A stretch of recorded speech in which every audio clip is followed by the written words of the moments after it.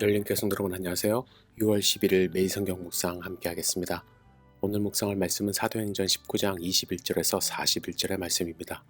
함께 읽겠습니다. 이 일이 있은 후에 바울이 마게도냐와 아가야를 거쳐 예루살렘에 가기로 작정하여 이르되 내가 거기 갔다가 후에 로마도 보아야 하리라 하고 자기를 돕는 사람 중에서 디모데와 에라스도 두 사람을 마게도냐로 보내고 자기는 아시아에 얼마 동안 더 있으니라.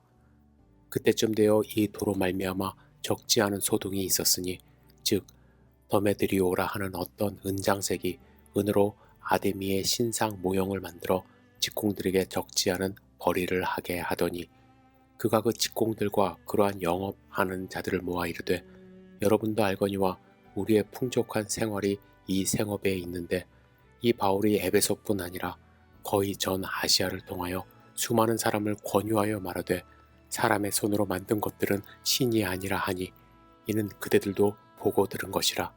우리의 이 영업이 천하여질 위험이 있을 뿐 아니라 큰 여신 아데미의 신전도 무시당하게 되고 온 아시아와 천하가 위하는 그의 위엄도 떨어질까 하노라 하더라.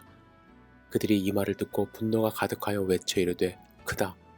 에베소 사람의 아데미여 하니 온 시내가 요란하여 바울과 같이 다니는 마게도냐 사람 가이오와 아리스다고를 붙들어 일제의 연극장으로 달려 들어가는지라.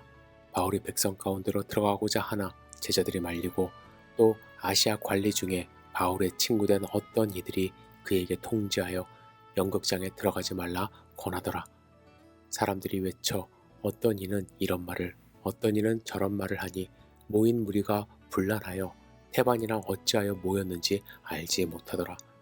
유대인들이 무리 가운데서 알렉산더를 권하여 앞으로 밀어내니 알렉산더가 손짓하며 백성에게 변명하려 하나 그들은 그가 유대인인 줄 알고 다 한 소리로 외쳐 이르되 크다 에베소 사람의 아데미여 하기를 2시간이나 하더니 서기장이 무리를 진정시키고 이르되 에베소 사람들아 에베소 시가 큰 아데미와 제우스에게서 내려온 우상의 신전지기가 된 줄 누가 알지 못하겠느냐.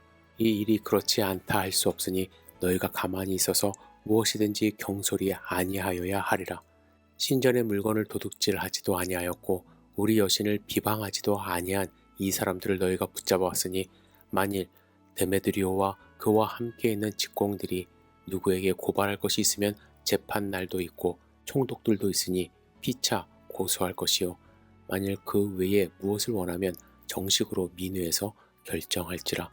오늘 아무 까닭도 없는 이 일에 우리가 소요 사건으로 책만 받을 위험이 있고 우리는 이 불법 집회에 관하여 보고할 자료가 없다 하고 이에 그 모임을 흩어지게 하니라. 아멘. 2년 동안 사도 바울이 두란노에서 열심히 성경을 가르친 에베소 지역에 큰 변화가 생겼습니다. 24절에 보시면 데메드리오라 불리는 은세공인이 있었는데 이 사람은 은으로 아데미 여신의 신전 모형을 만드는 사람이었고 그는 이 일로 직공들에게도 많은 돈을 벌게 했습니다. 그런데 이 지역 사람들이 복음을 들으면서 사람이 만든 우상을 멀리하게 됩니다. 그래서 이 사람의 사업이 명성을 잃게 될 위험이 있을 뿐만 아니라 이 사업이 망하게 될 처지에 놓이게 된 것입니다. 그래서 데메드리오는 사람들을 선동하고 바울과 가이오 아리스다고를 붙잡아 극장으로 몰려가게 되는 격한 상황을 연출하게 됩니다. 여러분, 예수 믿는 사람들이 늘어났을 때 그 지역의 경제적인 상황이 변화되었음을 본문에서 말씀하고 있는 것입니다. 예수 믿는 사람이 늘어났을 때 우상을 만들어 팔던 사람들의 삶이 그의 생이 위협을 느꼈다라는 거예요. 예수를 믿는 사람이 늘어났을 때 사회는 긴장할 수 있어야만 합니다. 사회는 변화를 느껴야만 합니다. 예수 믿는 사람의 숫자, 교인의 숫자는 늘어나는데 사회의 부조리도 오히려 늘어나고 술집이나 음란한 영업하는 업소들이 함께 늘어나는 것, 그건 어쩌면 교회의 책임이라고 할 수가 있습니다. 성도들의 책임이에요. 여러분은 하나님 나라의 백성으로서 하나님의 주권이 선포되어지고 하나님의 정의로우심, 하나님의 공의로우심, 하나님의 사랑이 실현되는 세상이 되도록 여러분이 사용되어져야 한다는 사실에 그 책임을 느끼고 계시는지요? 달라스 윌라드가 지은 하나님의 모리학이라는 책에 보면 바코드 신앙이라는 제목의 단락이 나옵니다. 여러분 바코드 잘 아시죠?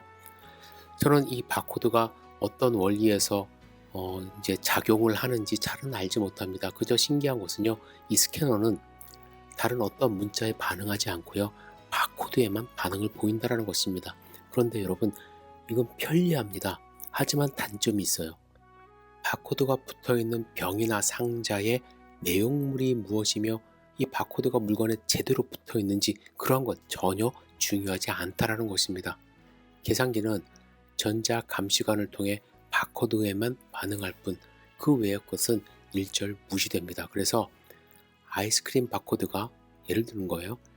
강아지 음식, 개 음식에 붙어 있다면 바코드에 견지해서 보는 한 강아지 음식이 아이스크림이 된다는 것입니다.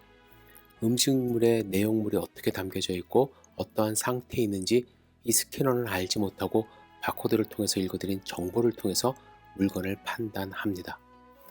달라스 윌라드는 마치 바코드가 스캐너에 영향을 미치듯 요즘 우리가 생각하는 신앙생활은 내가 가지고 있는 어떤 의식, 어떤 신념 혹은 어떤 단체의 소속 등이 하나님께 영향을 미친다고 생각한다라는 거예요.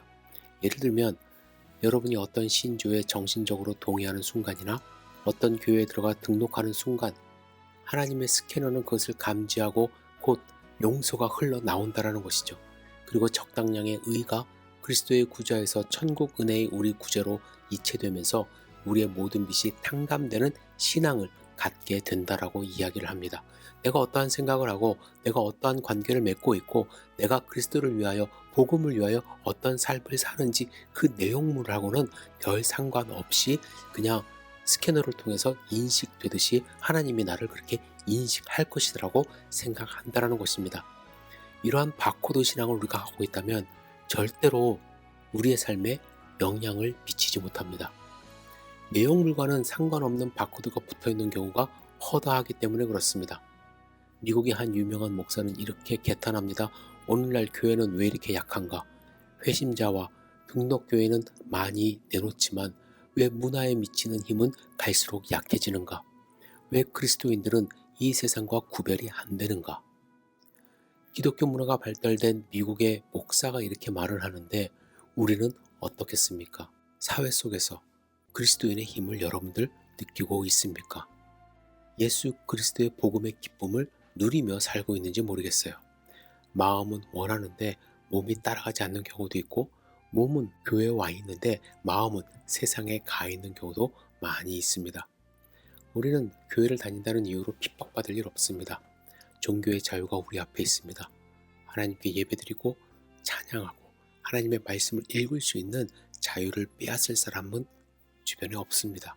그럼에도 불구하고 우리의 신앙 고백이 우리의 삶 전체를 변화시키며 하나님의 백성으로 세상을 변화시키는 빛과 소금의 역할을 전혀 하지 못하고 있음을 우리는 스스로 돌아봐야 할 것입니다.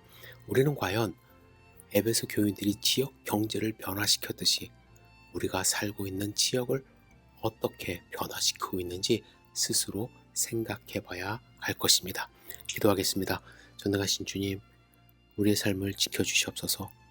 사도 바울의 복음을 붙들은 에베소 사람들 때문에 그 지역의 경제가 변화되었듯이 예수 믿는 우리로 말미암아 우리 주변이 변화될 수 있도록 우리를 사용하여 주시옵소서.